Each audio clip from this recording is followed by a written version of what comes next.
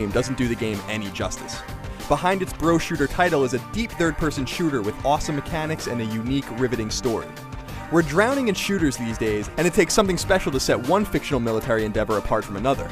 Spec Ops: The Line does this wonderfully. Whether on PS2, PSP, or PS3, Ratchet & Clank continues to rivet gamers with its quirky style, hilarious dialogue, and lovable characters. There's deep gameplay to be found too, which is where A Crack in Time happens to shine. The best Ratchet game of the entire generation is both a love letter to fans of the series and an ode to some of the new things it's capable of. Why do we love Dead Space 2? Because it presents Isaac Clarke as one of the most human characters video games have ever seen. After barely surviving the original Dead Space, we find Isaac mentally broken from what he lived through. And as it starts to happen again, we get lost in his head with his dead girlfriend. Then we get to shoot the shit out of necromorphs in a truly beautiful game. Valkyria Chronicles might be a difficult game to explain. It's part strategy RPG, part third-person shooter, part anime, part watercolor painting. But it's easy to tell you why it made our list. It is a blast to play. As Civil War sweeps the countryside, we're cast as a motley crew of teens set to protect their homeland. Toss in some deep strategy gameplay, and you can see why Valkyria Chronicles is still a must-play. As a comic nerd, there's a lot to love about Infamous. Cole McGrath is an average bike messenger one moment, and then an electricity-wielding superhero the next. As players, it's up to us to take those extraordinary abilities and decide if we want to save or rule Empire City. Yeah, that's awesome, and that's why it's on the list. In the crowded open-world genre, Saints Row the Third manages to outshine a vast majority of its competition with its slick gameplay and ability to never take itself seriously. And I mean never. Insanely deep and with plenty to do within, Saints Row the Third will go down as one of this generation's most enjoyable romps. Developer Platinum Games has largely floated under the radar, even though it happens to release some pretty great games. The cream of the Platinum crop is the over-the-top third-person shooter Vanquish. Replete with tight gameplay and an amazing aesthetic, Vanquish manages to rivet gamers because it's just so damn fun. If you're looking for a unique game, look no further than the puzzle game meets dating simulator Catherine. It's rare that developers are able to deliver something you've never seen before, but you've literally never played anything like Catherine. Its charming cast moves around an interesting nightmare-riddled story, and Catherine dares you to make decisions that speak volumes about your character, both in the game and outside of it. The phrase, "would you kindly" will never be the same. That's the power of BioShock. A first-person shooter, BioShock literally dropped us from the sky into the murky depths of an underwater city known as Rapture. What we found were superpowers, twisted inhabitants, and loot for days. All this was wrapped in a story so good and so intriguing that games have been chasing it ever since. The very first Uncharted game is nearing its 5th anniversary, and even though it's since been lapped by its two successors, it's still one of the best games on PlayStation 3. Nathan Drake has quickly risen to the top of the ranks of PlayStation mascots, and there's a reason for that. His games are amazing, and his character incredibly charming and likable.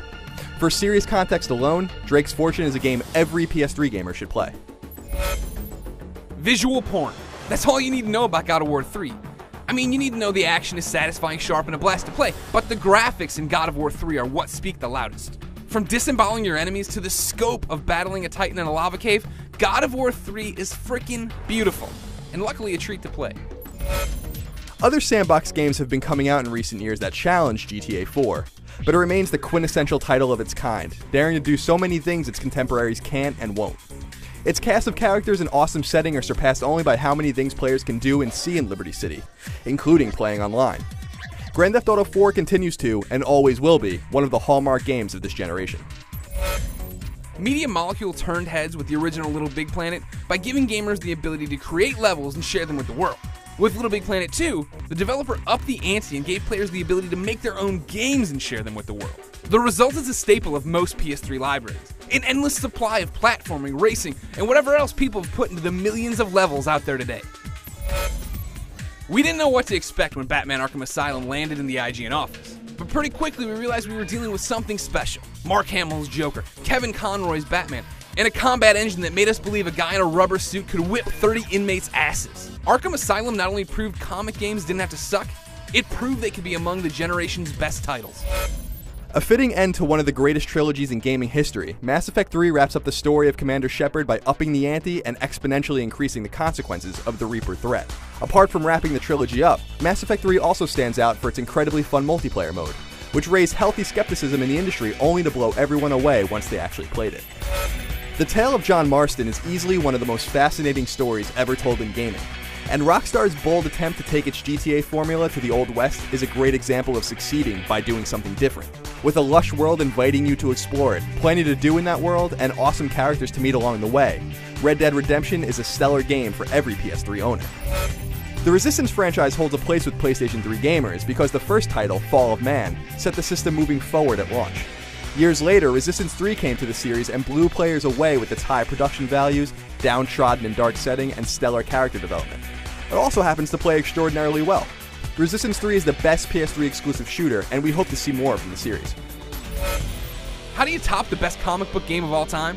If you're developer Rocksteady, you take everything fans loved about Arkham Asylum, shove it into an open mini-world, and then add some fascinating new villains. Batman Arkham City made us the Dark Knight, and that's all we've ever wanted.